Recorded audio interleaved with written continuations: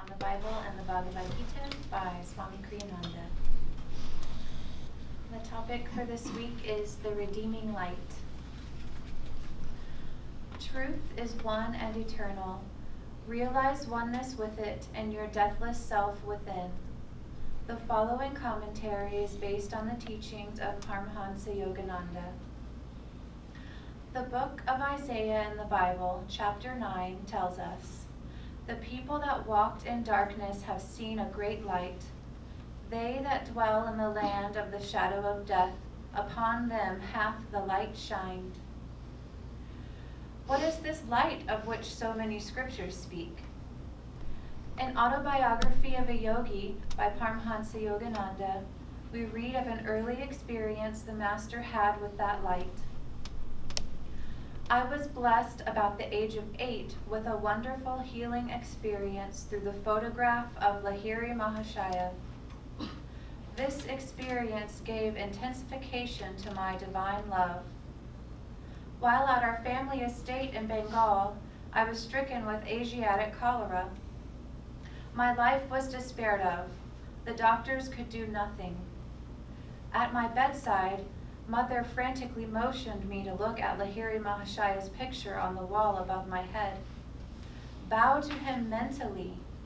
She knew I was too feeble even to lift my hands in salutation.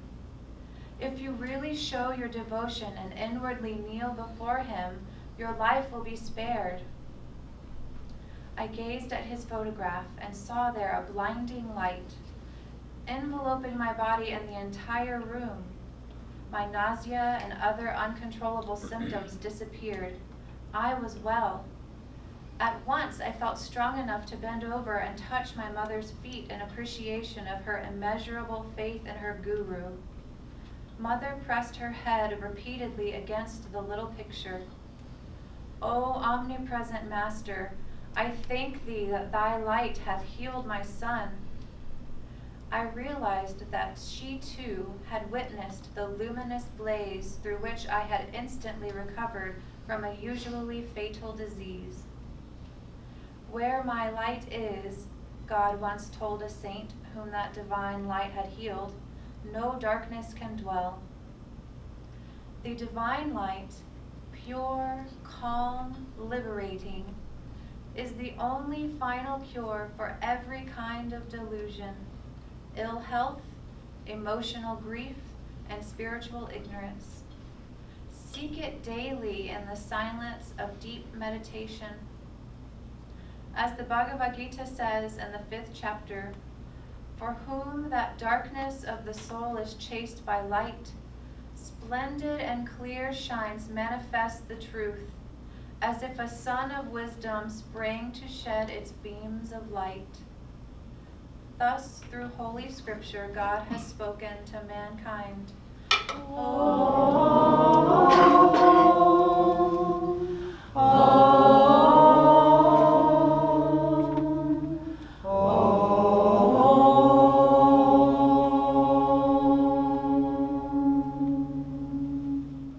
morning, great souls. For those who I haven't had a chance to meet, which I believe I met everyone, which is my blessing.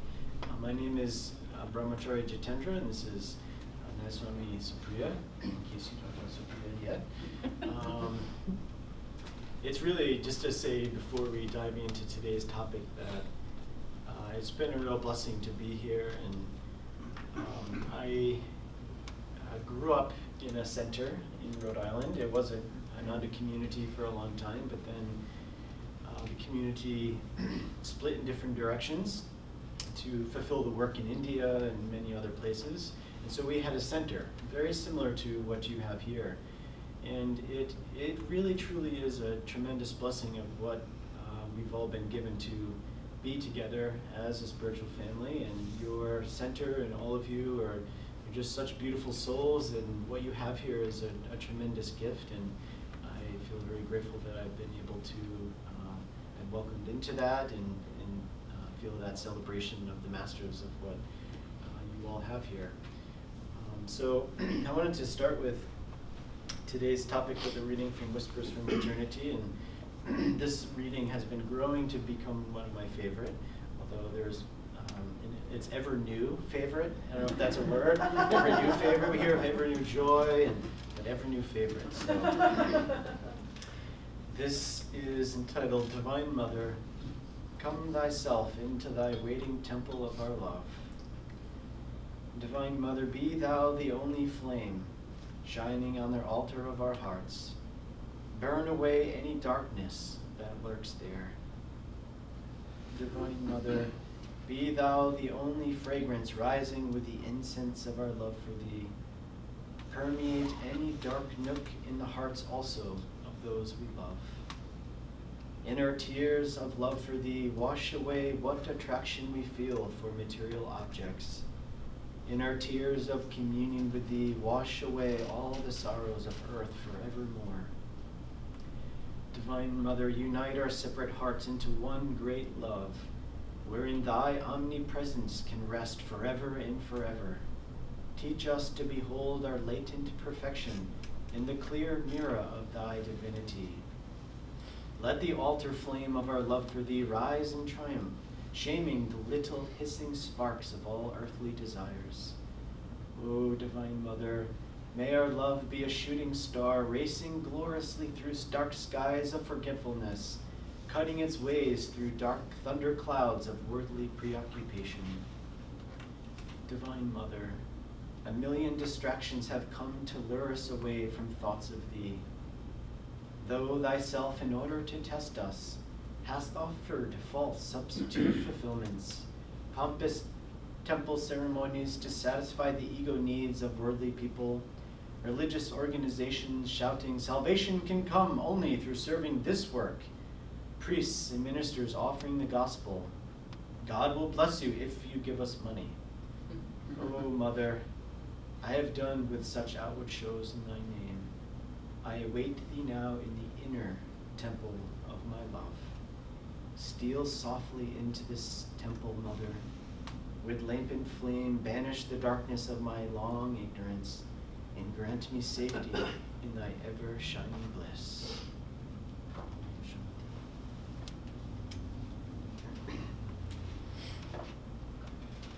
So today's topic is a very important topic for us to visit.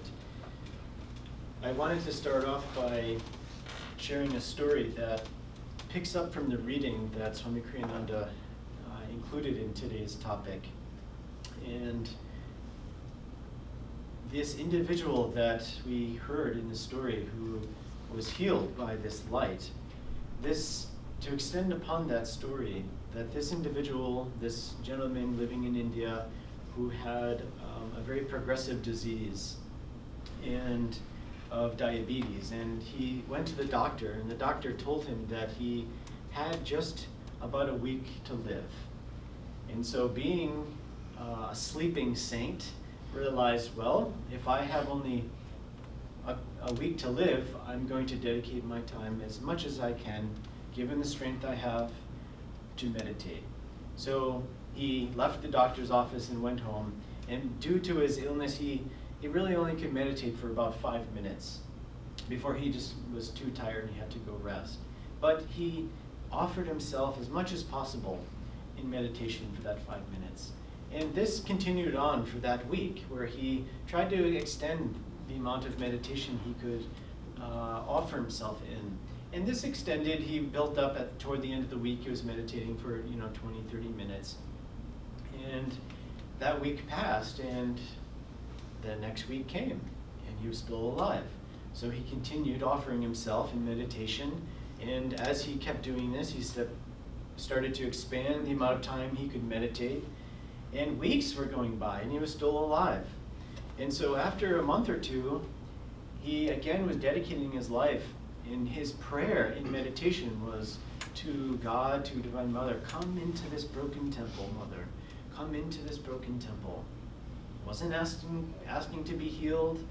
Wasn't asking for any miracle to happen. His simple prayer was, come into this broken temple, Mother. And one morning, he woke up, he went to sit to meditate, and he had that prayer in his heart, Divine Mother, come into this broken temple. And then just as we hear the story of Yoganandaji, this brilliant light manifested.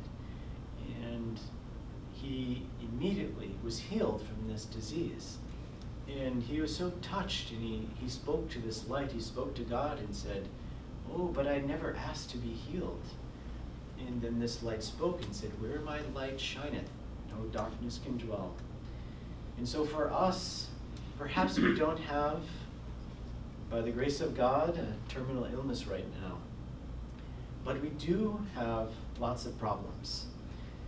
Or at least we have some problems. Let's just say that. If you dive deep enough, you will find problems.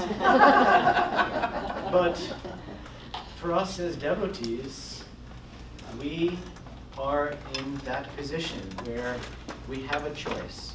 We can seek the light, or we can dwell in the darkness. And the grace is there, but we have to make that choice. And this is the choice of sitting to meditate. This is the choice of really embracing that saying, that teaching of Christ, that seek ye first the kingdom of God, and all these things shall be added unto you. Good health, money, relationships, everything. But we have to trust that light. That's what the light is asking for us, is for us to have that faith. And yes, we will be tested. We have to be tested so that, as Yogananda said, so that we can get stronger. He said, how will you get stronger if you don't wrestle with a stronger wrestler? Well, this is why we are tested. But the more we trust in that light, the more we will see in our life everything unfolding in ever-increasing beauty and manifestation of that light. I too had a similar experience to a lot lesser degree, but it was a great test. That when I was in India in 2012 with Swami Kriyananda, and I say this with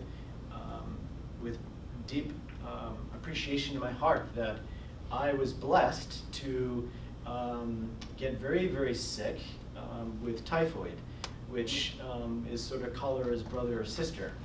And I felt deathly ill. Of course I survived, but I was just bedridden. I had no energy for, a month. I couldn't really get out of bed, and so a month went by after I, was put on IV for a couple weeks, and it was just spending evenings in the hospital in India is quite the experience.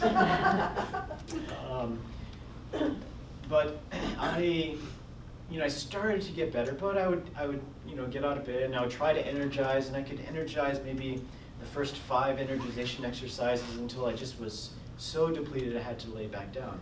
Well, of course, the blessing of Swamiji, he requested that I come film him for they were about to release the lessons in India, and a part of this was he wanted to do an energization exercise video, as well as him instructing and really going deeper and helping people understand the exercises. So I heard the word that Swamiji requested for me to come, and my first thought was, Swamiji knows I'm really sick with typhoid. Why would he be asking me to come? But I, of course, said okay. And so I couldn't even really walk to where his house was, which was, I was staying, within a stone's throw away. But, it was uphill, and it was a big journey for me. So I got a little ride on a dirt bike up to his house, and this is in Pune, where the infrastructure really wasn't well established yet.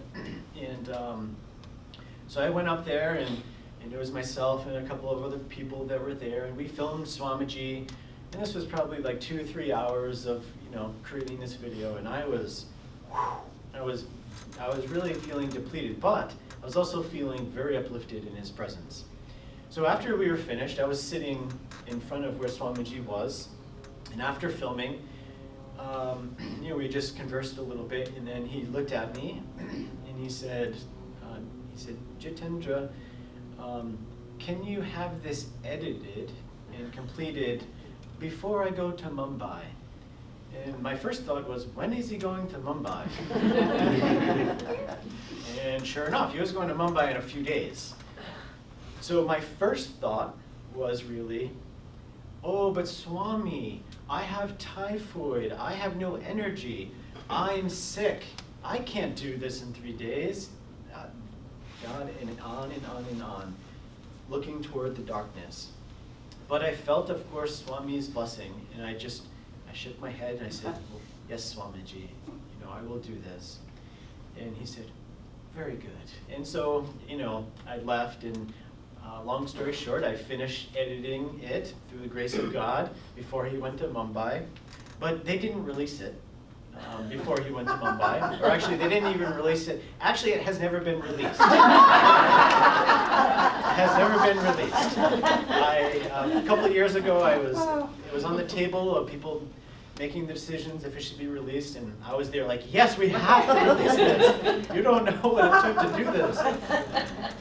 And it was only really after years of this experience that I really realized that this is what Swamiji was teaching me, is I had a choice. I could identify with my little self that was sick, and yes, all of these things were true. I was very weak. I did have typhoid, but he was teaching me, look to the light, because everyone, you are not this limited body. You are not the restless mind. You are not all of the obstacles that you face every day. You're not male, female. You are light. And this is what the yogis are guiding us to understand, that you are light, you are love. And this is why we sit to meditate, that we shift our identification with Maya, duality of Dvaita, and we shift it to light. And we begin to embrace that light more and more in our life. And the easier it will become for us to identify with that light through all of our difficulties, and that faith will be established. There was a story of a young girl who, we'll call her Susan, and she was very afraid of the dark. And her parents were trying to help her, comfort her, but not much was really helping her. So her aunt, who was this great adventurer, and she would climb these big mountains, and there was lots of newspaper articles and magazines put out of this life of this woman, this great courageous soul. And so little Susan, knowing that her aunt was coming, thought, this is a good opportunity for me to ask my aunt about how I can overcome this fear of the darkness. And so in comes the great aunt, and so little Susan came to her and said, can you please help me? I'm just terrified of the dark, and so every night it's just really, I suffer so much. And so she asked the aunt, have you ever been afraid of the dark? And the aunt said, yes, I have, in fact. I remember when I was a little girl, I was afraid of the dark. But I remembered a story that I had the blessing to visit this orphanage with blind children. And they didn't have the opportunity to, or not that they didn't have the opportunity, but they've never had to really overcome this or they had to overcome this because all they saw was darkness. So they had to achieve that sense of comfort and contentment within the self. And so I don't think she was describing it to little Susan in that way, but she was saying that what they were taught is to use a different set of eyes that they have. So to switch the way that they see things by opening, instead of the eyes, opening the hands. And so the aunt explained to little Susan that next time you're afraid at night, you too follow this advice. Instead of trying to see in the darkness with your eyes, keep your eyes closed, but then open the eyes of the hand and try to see what you may be afraid of in the dark. So little Susan, trusting her aunt, did this, and that same night, of course, the darkness came, and she began to become very frightened by all the shadows in her room.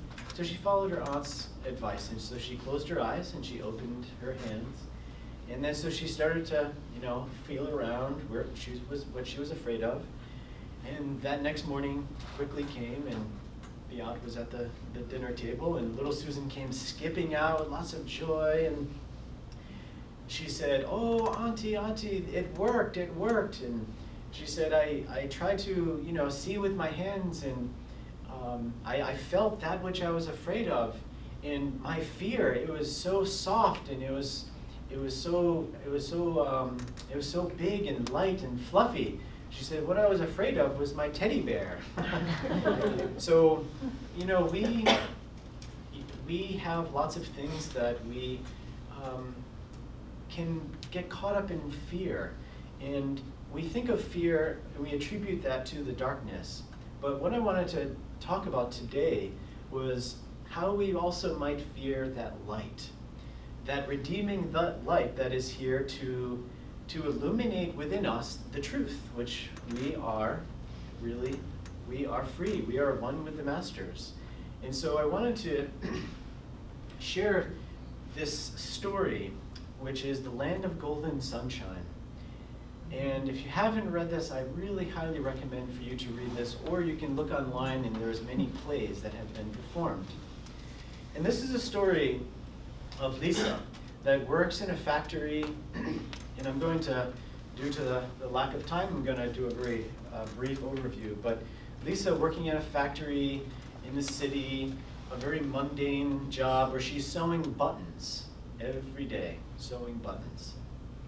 I have many buttons, I mean sewn, so I see this as actually a good thing. But so she's sewing buttons every day, and she has that thirst in her heart for wanting to, she knows within her lies something much greater than this normalcy that she's been a part of her job. And so this thirst of her heart attracted the Sun Man, and this as really a symbolism of God's light. And one of the first moments in her room when this light came to her, this light spoke to her. And this was written by Swami Kriyananda, one of his first books. And Swamiji said that, in fact, of all the books that he's written, this is one of the most important books that he said he wrote. So this light coming to her spoke.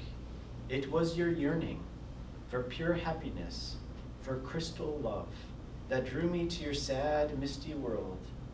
Your tears could be seen through the night, piercing the dark veil of your own forgetfulness.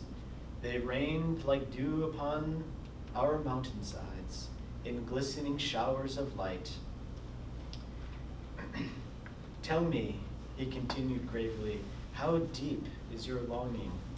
Would you leave behind you now forever the prison of lost hopes, your lonely city? Would you exchange your life here for the shining freedom of my world?" And so she goes through this inner struggle.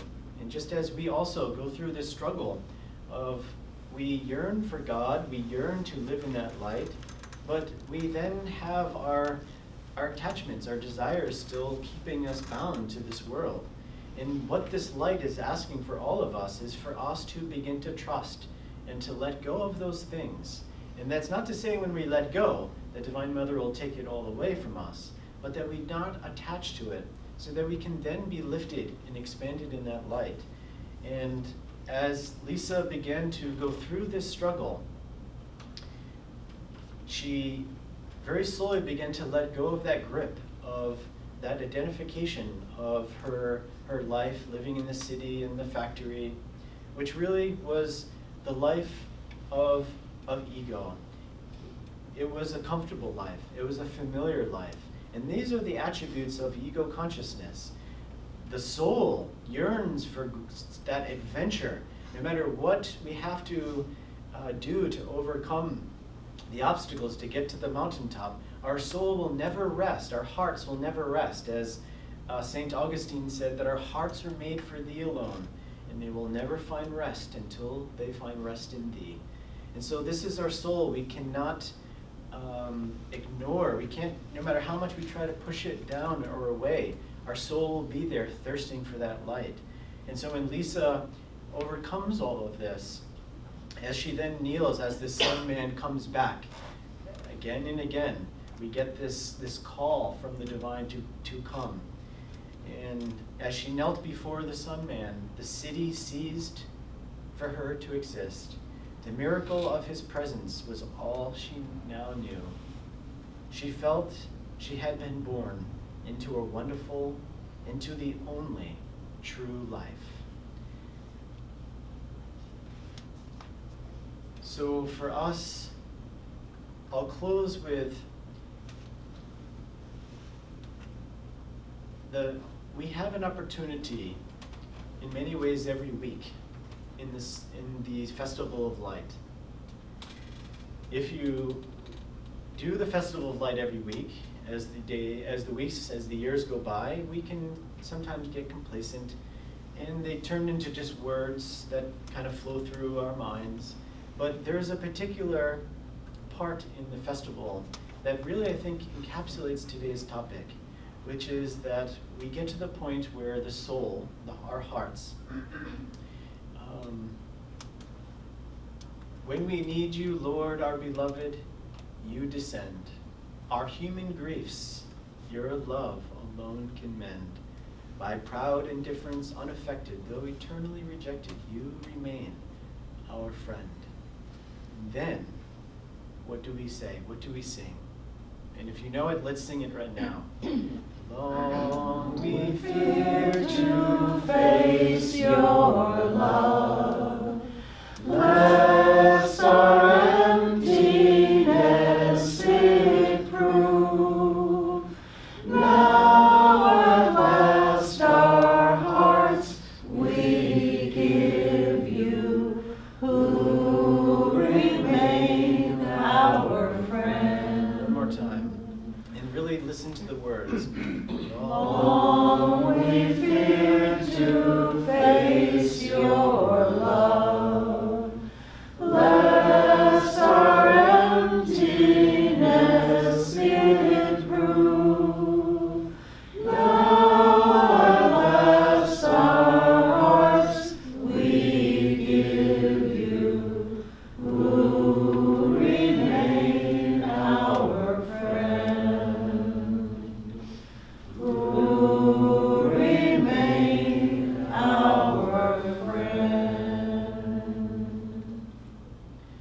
This is something really precious to, in many ways, if you can each day, to sing this to God, because this is what the battle is that we are living each day in relation to the light.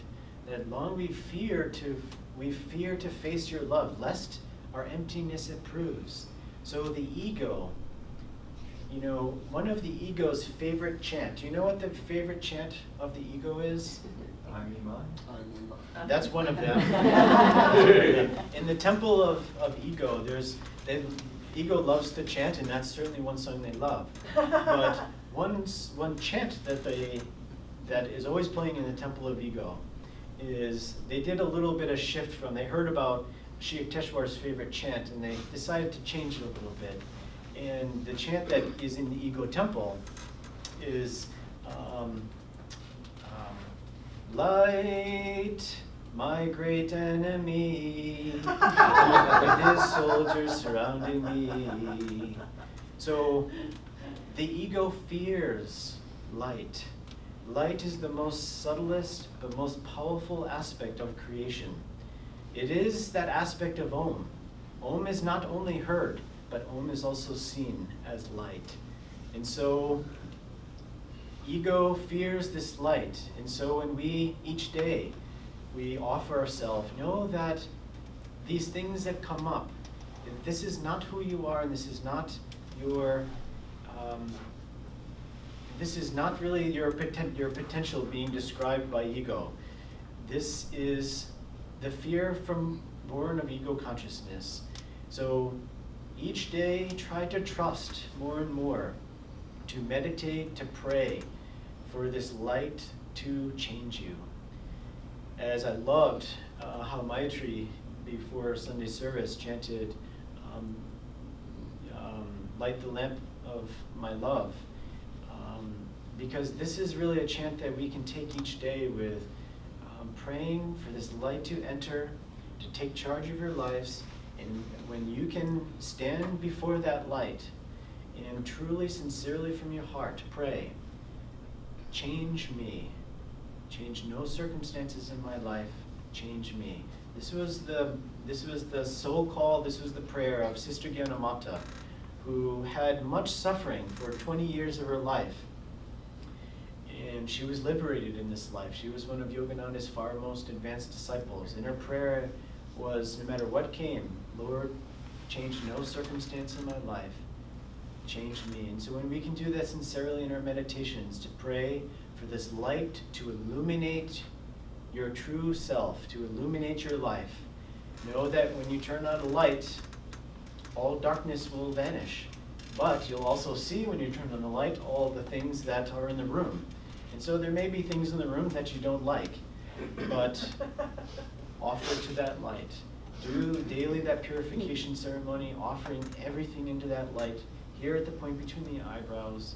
The more you live in that light and offer yourself to that light and trust that light to guide you, the more you will, each moment by moment, become more and more free.